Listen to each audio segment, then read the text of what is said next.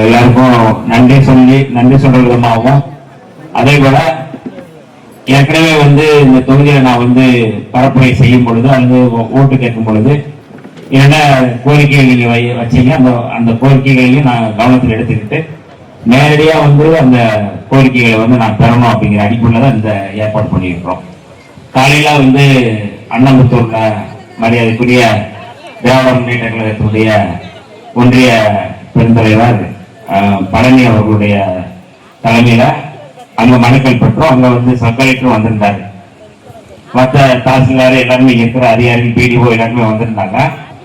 நான் இன்னைக்கு இப்ப அவருக்கு வரவேன்னா காலையில 2 மணி நேரத்துக்கு மேல நின்று மனுக்களை வாங்கி ஒன்னொன்னா நாங்க அந்த மனுவை வாங்கி ஒருத்தர் கேட்டுட்டு வாங்கணும். ஆனா இங்க அப்படி வாங்க முடியல. எல்லாம் மனு அப்படியே மொத்தமா கொடுத்துட்டீங்க. ஒவ்வொரு மனுவும் படிச்சு என்னென்னு சொல்லி நாங்க நோட் பண்ணி அதை அப்பப்போ கலெக்டர்கிட்ட கொடுத்துட்டு இருந்தோம் அது அந்த காலையில. ஆனா இப்ப அது கொடுக்க முடியல, ஏன்னா அவ்வளவு மனு என்கிட்ட மொத்தமா கொடுத்தீங்க. அது அப்படியே இருக்கு. நாங்க எல்லா மனுக்களையும் உடனே நீங்க ஏதோ மூட்டை கட்டி போட்டுருவாங்கன்னு மட்டும் நினைச்சாங்க. அது ஒவ்வொரு மனுவும் நீண்ட காலமாக நம்முடைய வாழ்க்கைக்குள் பிரச்சனையா இருக்கக்கூடிய ஒரு மனு. அந்த மனுவை தீர்க்கணும், அந்த கோரிக்கையை தீர்க்கணும், அந்த பிரச்சனையை தீர்ப்பதற்காகத்தான் நீங்க அந்த பேப்பர்ல எழுதி நீங்க கொடுக்குறீங்க. அதனால அது வெறும் பேப்பர்ல நம்முடைய வாழ்க்கையை உயர்த்தக்கூடிய, வாழ்க்கை பிரச்சனையை தீர்க்கக்கூடிய ஒரு மிக முக்கியமான பேப்பர் அது. அதனால அதை நான் ஒருவரும் அது எனக்கு தெரியும். ஏன்னா நானும் கீழே மனு கொடுத்து கலெக்டர்கிட்டயோ மற்றவங்ககிட்டயோ மனு கொடுத்து நம்ம நின்று வந்தவங்க ஆட்கள் தான். நான் வேற எங்க இருந்து வரல, உங்ககிட்ட இருந்து நான் இங்க வந்திருக்கிறேன். உங்க சார்பா நான் கலெக்டர்கிட்ட கேட்பேன், உங்க சார்பா நான் அமைச்சர்கிட்ட கேட்பேன், உங்க சார்பா முதலமைச்சர்கிட்ட கேட்பேன், மற்ற துறை அமைச்சர்கிட்ட கேட்கறதுக்கான ஒரு வாய்ப்பை நீங்க எனக்கு வழங்கியிருக்கீங்க. அந்த வகையில நான் இன்றைக்கு வெற்றி பெற்று நான் அமைச்சராக இருக்கிறேன் அப்படின்னா அதற்கு முழு காரணம் திண்டிவனம் தொகுதி மக்கள்.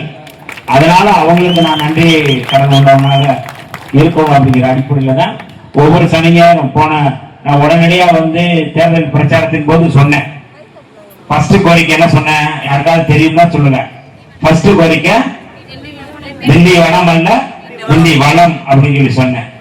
அதுல ரொம்ப முக்கியமா என்னன்னா, நம்முடைய தொகுதியில அதாவது திண்டிவனம் தொகுதியில ஒரு சட்டமன்ற அலுவலகம் இருக்கு, கட்டடம் இருக்கு. அது கட்டடமா இருக்கு, திறக்க முடியல. நீண்ட ஆட்களாக 20 ஆண்டுகளுக்கு மேலாக அந்த கட்டடம் பூட்டியை கிடக்கு, பழுதடைஞ்சு கிடக்கு. அதை புதுப்பிக்கல. எந்த எம்எல்ஏ வந்தாலும் அதை திறக்க மாட்டாங்க. ஆனால் நான் வந்த உடனே முதல் காரியமா அந்த அலுவலகத்தை திறந்து மக்களுடைய குறைகளை தேவைகளை பூர்த்தி செய்வதற்கு அந்த மனுக்களை பெற்று உங்களோட இருப்பேன் அப்படின்னு சொல்லி நான் அந்த உத்தரவாதம் கொடுத்தேன், வாக்குறுதி கொடுத்தேன். சொன்னது மாதிரியே நான் அமைச்சரா பதவி ஏற்ற உடனே முதல்ல அந்த இடத்த நம்ம புதுப்பிச்சு நம்முடைய மாவட்ட ஆட்சியர் அவர்கள் உடனடியாக அதை புதுப்பிச்சு கொடுத்திருக்கிறார். இன்னும் கொஞ்சம் எக்ஸ்டெண்ட் பண்ண சொல்லியிருக்கிறேன். யாராவது நிறைய பேர் வந்தாங்கன்னா அதை தங்குறதுக்கு உட்கார்ந்து பேசுறதுக்கான வாய்ப்பு உருவாக்கணும்னு சொல்லி கேட்டிருக்கோம். அதனால முதல் நான் சொன்ன வாக்குறுதி அலுவலகம் திறக்கணும்னு சொன்னா அலுவலகம் திறந்தாச்சு. இரண்டாவது நான் மனுக்கள் பெறணும் அப்படின்னு சொல்லி அங்கேயே சொன்னேன். எல்லாரும் நான் உங்களுக்கு தெரியும், மைக்ல அனௌன்ஸ்மெண்ட் பண்ணி ஆட்டோல நான் இத்தனை தேதி வரேன், மனுக்களை கொடுங்க, உங்க கோரிக்கையில கொடுங்க. கோரிக்கையில வாங்கியிருந்த நான் சட்டசபையில முதல்வர் காலத்துக்கு நான் பேச முடியும் அப்படிங்கிறது உங்ககிட்ட சொல்லியிருந்தோம். ஆனா இப்ப என்னன்னா அதை மாத்திரம் எப்படின்னா, நானே ஒவ்வொரு பகுதிக்கு நான் மனுக்களை வாங்கி உங்களுக்கு நன்றி சொல்லணுங்கிற அடிப்படையில இந்த ஏற்பாடு. ஏன்னா நீங்க அவ்வளவு வர வேண்டியது இல்லை அப்படிங்கிறதுனால நானே வரோம். இந்த பகுதியில் இருக்கிற அத்தனை பேர் மனுக்களை வாங்குறதுக்காக நான் வந்திருக்கிறேன். உங்ககிட்ட வாங்குறத காலையில் அந்த பகுதி மக்கள்கிட்ட வாங்கினோம், இப்போ உலக்கூர் ஒன்றியத்தில் வாங்குறோம், அதுக்கடுத்து பிரம்மதேசம். நாளைக்கு மரக்காணத்தை ஒட்டி இருக்கிற மத்திய ஒன்றியத்தில் நம்ம வாங்குறோம். எல்லாம் இந்த பகுதி முழுக்க வாங்குறோம். அவன் இந்த மனுக்களை வாங்கி நான் முழுமையா அதை பெற்றுக்கொண்டு ஆட்சியர்கிட்ட சம்பந்தப்பட்ட துறை அதிகாரிகள்கிட்ட பேசி, இன்னைக்கு அதிகாரிகள் இருக்கிறாங்க அப்படின்னா இந்த மனுக்களை அவங்ககிட்ட கொடுத்துட்டோம். ஆனால் நம்ம கோரிக்கை நிறைவேற வர நான் உங்ககிட்ட கருத்து நான் விட மாட்டேன். சரியா? நான் உங்ககிட்ட நம்ம பிரச்சனை தீர்க்கணும். இத நம்ம தொகுதியில நிறைய கோரிக்கைகள் நம்ம தொகுதியில அதிகமா நான் மக்கள்கிட்ட பேசும்போது அவங்ககிட்ட நான் வந்து மனு வாங்கும்போது நிறைய கோரிக்கைகள் சொன்னாங்க. ரொம்ப முக்கியமான கோரிக்கை வந்து மனைப்பட்டா. இது ரொம்ப முக்கியமான கோரிக்கை. இதுல எத்தனை பேர் வந்து மனைப்பட்டா கொடுத்துருக்கீங்க? கை தூக்குங்க பார்ப்போம். பாருங்க, மனைப்பட்டா இது வந்து நம்ம தொகுதியில ரொம்ப முக்கியமான கோரிக்கை. அதனால நான் என்ன சொன்னா, கலெக்டர்கிட்ட பேசி இதுக்கு மட்டும் தனியா ஒரு அதிகாரியை போட்டு மனைப்பட்டாவை விசாரிச்சு அதை என்ன செய்யணும். சில இடங்கள்ல வந்து மனை இருக்கு, இடம் இருக்கு, ஆனா பட்டா இல்லை. சில இடங்கள்ல ரெண்டுமே இல்லை. சரிங்களா? இதுக்கு முன்னாடி வந்து நம்ம வந்து பெரியவங்க இருக்கீங்க, பிள்ளைகளுக்கு கல்யாணம் முடிச்சு கொடுத்துட்டாங்க, அவங்களுக்கு தனியா போகணும். இதுக்கு வீடு இருக்கு, அவங்களுக்கு வீடு இல்லை. கரெக்டுங்களா? இது வந்து நீண்ட காலமா இது வந்து ஒரு பிரச்சனையா இருக்கு. ஆக்கிரமிப்புன்னு சொல்லிட்டு சில பகுதியில் இருக்கு, அவங்களை காலி பண்ண முயற்சி பண்றாங்க. இது எல்லாமே நேற்று கள்ளக்குறிச்சி மாவட்ட ஆட்சியர் கூட்டத்தில் நான் வந்து பேசும்போது சொன்னேன், இந்த மாதிரி ஆக்கிரமிப்பு அப்படிங்கிற பகுதியில் யாராவது இருக்கிறாங்க அப்படின்னா தயவு செய்து உடனே வந்து எவிக்ஷன் பண்ணாதீங்க, உடனே அவங்களை அப்புறப்படுத்தாதீங்க, நம்ம டைம் கொடுக்கணும். ஏன் அப்படின்னா திடீர்னு வந்து நீங்க அப்புறப்படுத்தினீங்கன்னா அடுத்து வந்து என்ன ஆவாங்க, எங்க போவாங்க அப்படிங்கிற நிலைமை இருக்கு. அதனால அதெல்லாம் எடுத்து சொல்லியிருக்கணும். அதனால இங்கேயும் அதே மாதிரி வந்து இருக்கு அப்படின்னா அதையும் நம்ம வந்து சொல்லியிருக்கோம். அதனால எந்த பிரச்சனையும் இல்லை. இப்ப நம்ம வந்து இந்த தொகுதியை வந்து நம்ம முதல்ல நான் கோரிக்கை சொன்னது கூட இனி திண்டி வனம் அல்ல திண்டி வளம் அப்படின்னு சொல்றதுக்கு என்னென்ன வந்து தேவைகள் அப்படிங்கிற அடிப்படையில் தான் நம்ம வந்து உங்கள்கிட்ட வந்து பேசி வாங்கிட்டு அதை வந்து சட்டசபையில் பேசுறதுக்கு நம்ம வந்திருக்கிறோம். அதை இங்கே மாவட்ட அளவில் என்ன செய்ய முடியுமோ, இப்போ மாவட்ட நிர்வாகத்துக்கு உட்பட்டு, மாவட்ட ஆட்சியருக்கு உட்பட்டு, தாசில்தாருக்கு உட்பட்டு, பிடிஓக்கு உட்பட்டு அவர்கள் என்ன விதமான நடவடிக்கை எடுக்கணும் அப்படிங்கிறத தனியா பிரிச்சிருக்கிறோம். உங்கள்கிட்ட ஒரு விளக்கம் கொடுக்கறதா வந்திருக்கிறேன். நம்ம வந்து அதை வந்து கொடுத்து இதை பண்ணியிருக்கிறோம். அடுத்து வந்து நம்ம முதல்வர் கவனத்துக்கு கொண்டு போய் செய்ய வேண்டிய பணி இருக்கு.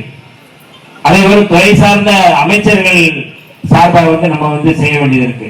அவை இதெல்லாம் நம்ம வந்து இது கலெக்டரும் கொஞ்சம் என்கிட்ட சொல்லியிருக்கிறாரு, என்ன நமக்கு நீங்க வந்து சட்டசபையில் பேசுன்னு சொல்லி கலெக்டரும் சொல்லியிருக்கிறாங்க.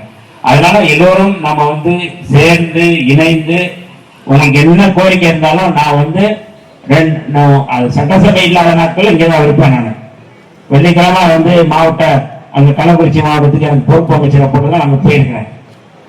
அங்க முடிச்சுட்டு நைட்டு இங்க வந்துட்டேன். இன்னைக்கு இங்க இருக்க பாவம் சனி வெள்ளி சனி ஞாயிறு 3 நாள் இங்க இருந்தேன். நான் வந்து எத்தனை பேர் வந்தீங்கன்னு எனக்கு தெரியல. ஆனா அந்த மனு ஒவ்வொரு நாளும் நான் இருந்தாலும் இல்லாவிட்டாலும் திண்டிவனம் அங்க சட்டமன்ற உறுப்பினர் அலுவலகம் தினமும் காலை 10 மணியிலிருந்து மாலை 5 மணி வரை தொடர்ந்து செயல்பட்டு இருக்கோம். நீங்க மனு கொடுத்தீங்கன்னா அந்த மனுவை வந்து டிஜிட்டலைஸ் பண்ணி அதை ஸ்கேன் பண்ணி எனக்கு அனுப்பிடுவாங்க, சென்னைக்கு அனுப்பிடுவாங்க. அதை வந்து கம்ப்யூட்டர்ல ஏற்றிடுவாங்க. அதனால ஒரு மனு கூட வந்து நம்ம கோரிக்கை மனு, நம்ம தேவையான அந்த மனு ஒரு மனுவும் வந்து வீண் போகாது. நீங்க தைரியமா கொடுங்க. எல்லா மனுக்களையும் நாங்க வந்து விசாரிச்சு அது சம்பந்தப்பட்ட அதிகாரிக்கு என்கொயரிக்கு அனுப்பி அதை நடவடிக்கை எடுப்பதற்கு கட்டாயம் நாங்க செய்வோம். அதனால நான் இந்த 5 ஆண்டுகளும் இந்த மக்களுக்காகவே மக்களோடு மக்களாக இருந்து செயல்படுத்த நாங்க வந்திருக்கிறோம். அதனால நீங்க எந்த இடத்துக்கு நீங்க எந்த தைரியமா நீங்க கேட்கலாம், என்ன வேணும், என்ன பிரச்சனை இருக்கு, என்ன கோரிக்கை இருக்கு அப்படிங்கிறத நீங்க இருக்கு. என்னுடைய நம்பர் இருக்கு, வாட்ஸ்அப் நீங்க அனுப்பினா நாங்க எடுக்க முடியலன்னா கூட நீங்க யாராவது வாய்ஸ் மெசேஜ் போட்டா கூட அதுக்கு நாங்க வந்து கட்டாயம் ரிப்ளை பண்ணுவோம்.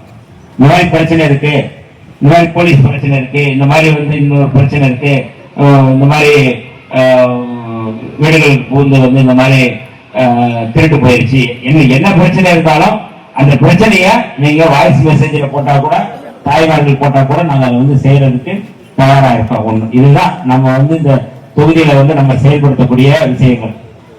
இன்னும் நீண்ட கோரிக்கைகள் இருக்கு. சவுக்கு மரங்களை வந்து வெட்டி அதை கூடாக்குறதுக்கான தொழிற்சாலைகள் அமைக்கணும் நான் எப்படி சொன்னேன். அது சட்டசபையில் இந்த மாதிரி நான் கட்டாயம் பேசுவோம். விவசாய கல்லூரி வேணும்னு சொல்லி இருந்தாங்க. அந்த விவசாய கல்லூரியை நான் கட்டாயம் வந்து சட்டசபையில பேசி முதல்வர் அவர்கள் கவனத்துக்கு கொண்டு போய் நம்ம கட்டாயம் நம்ம வந்து கொண்டு வருவோம். இது எல்லாமே நம்ம தொகுதிய எப்படி மற்றவர்கள் சொல்லணும். அடுத்த 5 ஆண்டுகள் கழிச்சு யாராவது சொன்னும் போது திண்டிவனம் தொகுதியால நான் செயல்படுவேன், திண்டிவனத்தில் செயல்பட்ட சட்டமன்ற உறுப்பினர் போல நான் செயல்படுவேன் என்று சொல்லக்கூடிய வகையில உங்களுடைய ஆதரவோடு உங்களுடைய ஒத்துழைப்போடு நான் செய்ய கட்டாயம். நீங்க என்னை சந்திக்கலாம், எப்ப வேணாலும் சந்திக்கலாம். அதனால வந்து எந்த தயக்கமும் எந்த தடையும் இல்லை. அதனால உங்க கோரிக்கைகள் அத்தனை கோரிக்கைகளும் நிறைவேற்றுவோம்.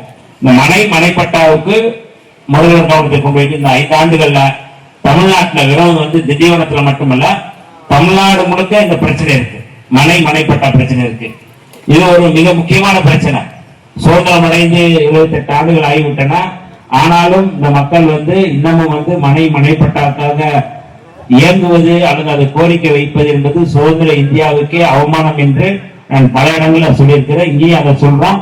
அதனால இந்த 5 ஆண்டுகளில் தமிழ்நாட்டில் மனைப்பட்டாவை முழுமையாக கொடுப்பதற்கு நான் இது ஒரு அஜெண்டாவா வச்சு செயல்பட்டு இருக்கோம். நீங்க நம்ம கவர்மெண்ட் அதற்காக முழுக்க மெனக்கெடுக்க வேண்டும் என்று நான் சொல்லிட்டு வரேன்.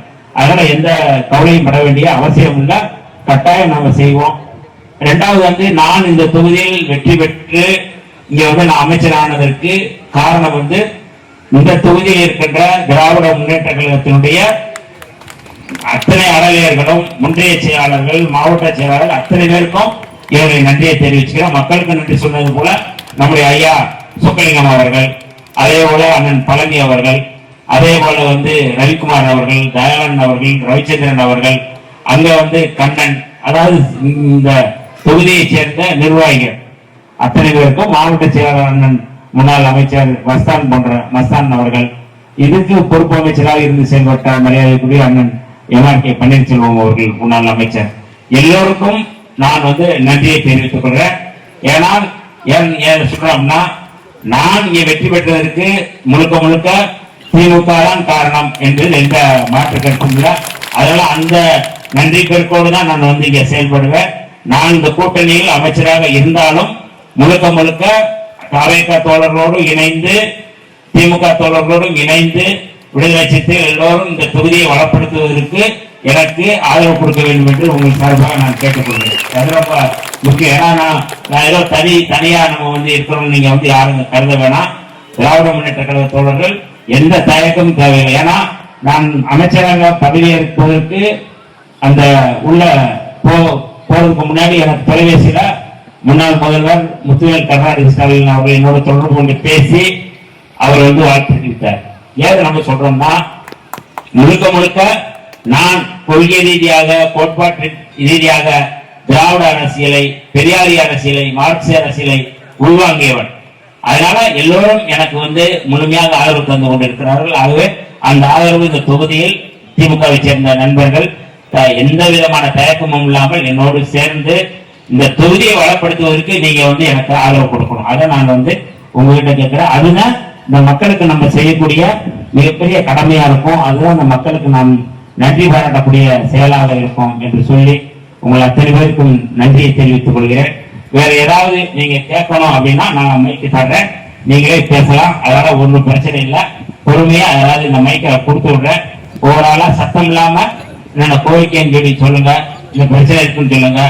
தனி நபர் அடிப்படையில் யாரும் நம்ம பேச வேணாம். அவன் இப்படி பண்ணிட்டான் அந்த மாதிரி சொல்ல வேணாம். இந்த தொகுதிக்கான பிரச்சனைகள் அப்படின்னு சொல்லுங்க, நான் கட்டாயம் நம்ம செய்யலாம்.